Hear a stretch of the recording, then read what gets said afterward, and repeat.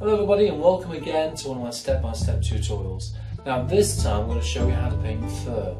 This is because a lot of people on here have asked me, well, how do you paint fur? How do you get the detail?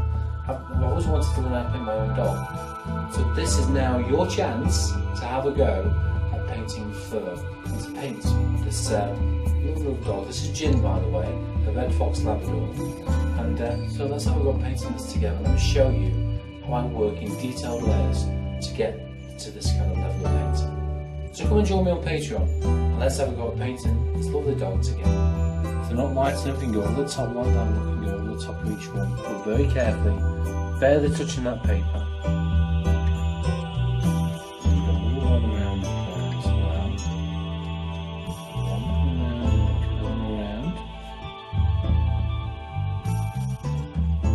One off.